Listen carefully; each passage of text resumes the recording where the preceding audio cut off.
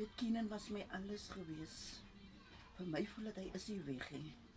Vir my voel dat hy enige tyd by die deur instap en sê, "Mami, hier is ek het maar net rondgedwaal.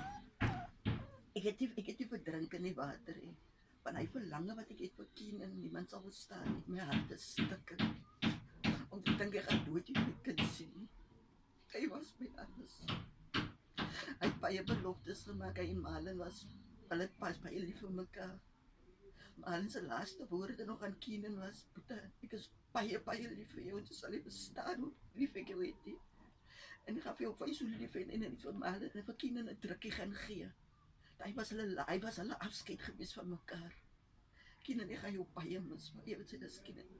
Ek soek net closer. Dat ek net sy liggaam kan kry, dat ek kan closer kry. Want dit is nog mooi 2 weke en daar is nog niks nie.